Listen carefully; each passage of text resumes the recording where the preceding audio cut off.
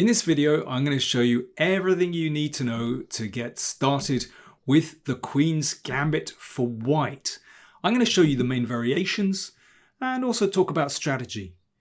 Even if you've been playing for a while, I'm sure you'll be interested in some of my recommendations in all these complex variations.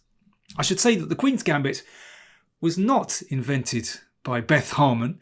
In fact, it's a really old opening played by most of the world champions going right back into the 19th century. It's very sound.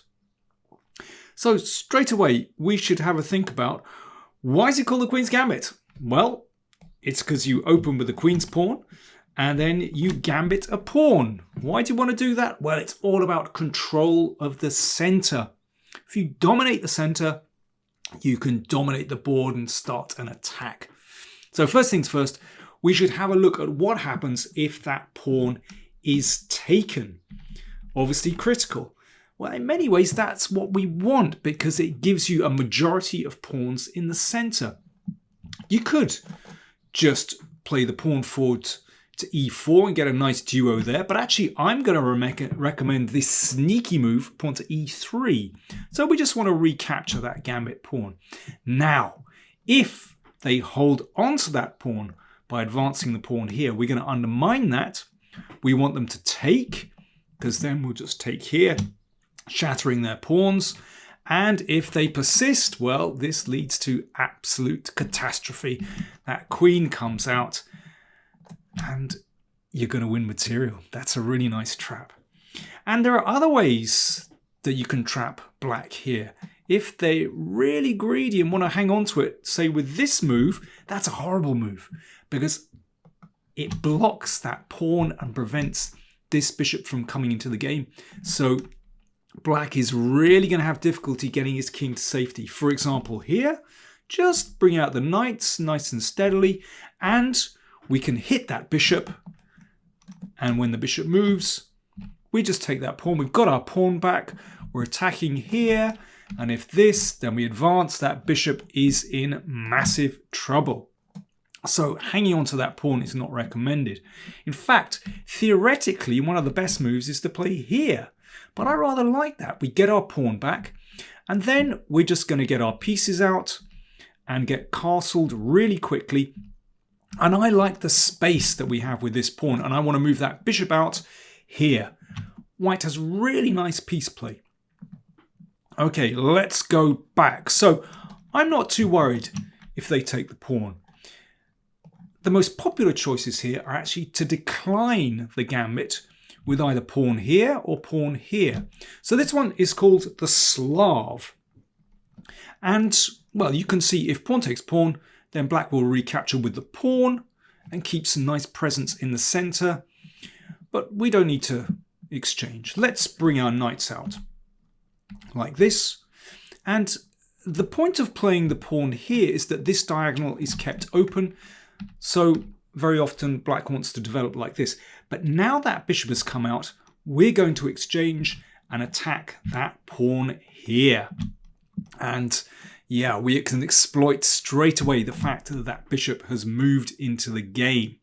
And yeah, let's say if pawn here, this gives white a massive attack with this stunning move. And now we're threatening checkmate.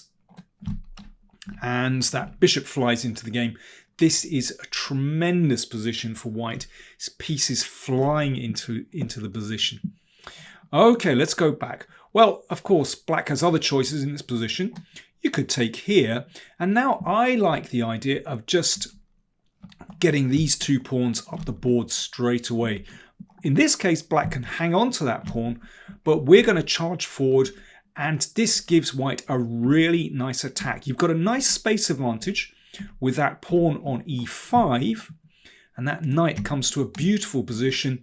And then, well, let's exchange off those bishops. And that knight can plonk itself on that wonderful square. That is a true octopus knight. So let's go back. There are other alternatives. I mean, black can play very solidly like this. And then I would recommend just bringing the bishop out, playing pawn up and bishop here. Very straightforward. Okay, let's look at the other major alternative, and that's bringing the pawn out here. just to support this pawn. Now, there are loads of ways you can play this Queen's Gambit decline position, but I would recommend this, the so-called exchange variation. If knight takes pawn, then you can get a nice center by advancing your pawns in the middle. That's what we want, control of the center. So normally, black will recapture the pawn. And then we play our bishop out, so that's a nice pin. So black already has to be a bit careful. For example, if this bishop comes out, we can take here and take the pawn on d5. Pawn up, no problem. So usually black defends that pawn. Now, here is important. We play this move, claiming this diagonal. And what we're going to do is castle queenside. So we get this bishop out, and you can see already there's a threat to take here and take that pawn on h7. So what happens if black plays h6? Well, you can just drop the bishop here. But I rather like this trappy move, pawn to h4.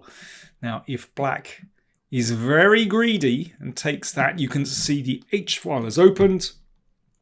And very shortly, there is a massive attack here. The queen threatening to come down with mate on h7, and if g6, then queen h4, and boom, it's going to be mate. Playing here, playing the pawn up probably isn't the best move. Knight d7 protects this one. And now here's the idea. We're going to castle queenside and start a pawn storm on this side of the board. So like this, knight here. So black bolsters the king position, and we're going to play h3 and g4 and swing this knight over, maybe swing the rook over and try to get an attack on black's king. Of course, black has some counterplay on the other side of the board, but let's be positive here. We've got a nice attacking position with white.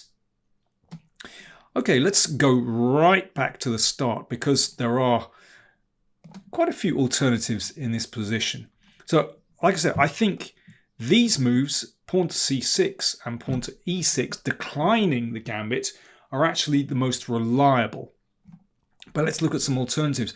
I often get this move in simultaneous displays, and that's wonderful. Black thinks that they're, getting a piece out and everything's fine. Well, we're just going to take this. If queen takes, then we move the knight out, attack the queen, and then you're going to play pawn to e4. This is what you want. You're controlling the center. So, okay, what about knight takes? Pawn to e4. Just drive that knight back. If knight here, we bring the knight out. We're going to get this knight out. White controls the center. That is the key thing here. You're going to get your king's bishop out quickly and get castled. Get your king to safety. Big priority in the opening. And a little trap here. If that knight moves here, we give a check. And then pawn to d5, pin and win. You've already won a piece. So moving the knight out there is simply a big mistake. Okay, let's go back and look at some alternatives. Okay, what about knight here? Now, this is the so-called Chigorin variation. Now, I wouldn't actually recommend taking, because that brings the queen out, and, well, black has interesting counterplay there. I think it's much better just to bring this knight into the game, attacking the pawn in the middle. And if black takes, then we push. We keep attacking that knight. And once again, you've got a really nice pawn center.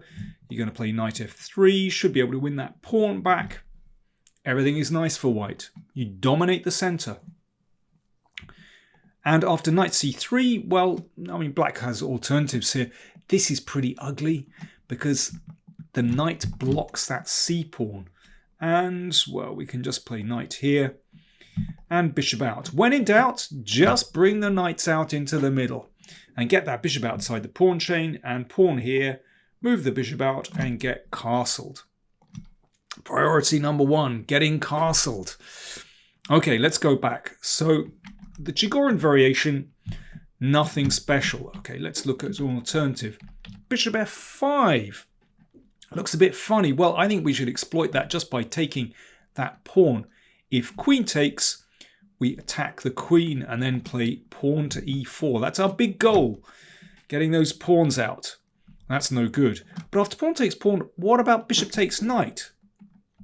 So by exchanging bishop for knight, there's no longer this knight c3 move.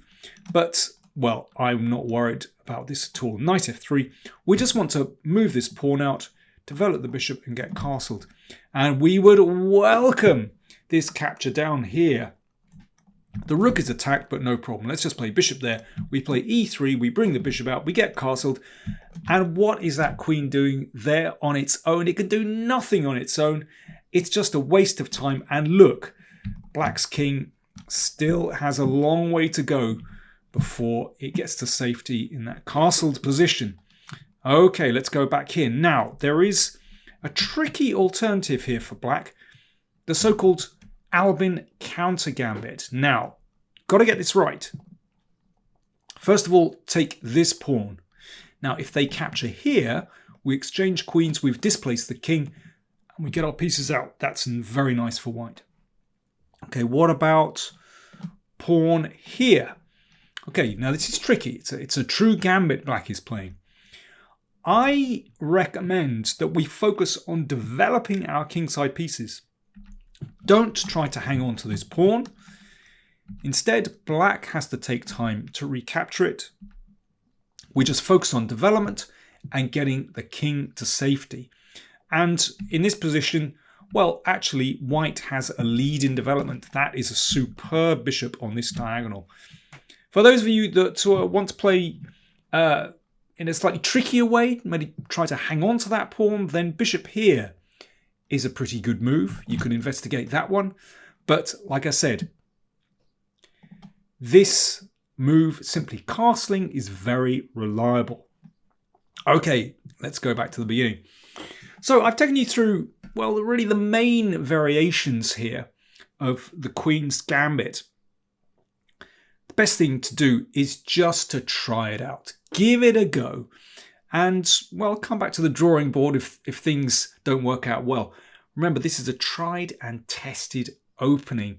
So it's not possible to refute this Queen's Gambit. So experience counts for a lot. If you want to get more deeply into this, then do check out some of my other videos where I look at whole games with the Queen's Gambit. If you want to play it for black, also, I have some recommendations there. So do check out the videos. You'll find those in the description. Don't forget to like, comment, share, and subscribe. Let me know how you get on.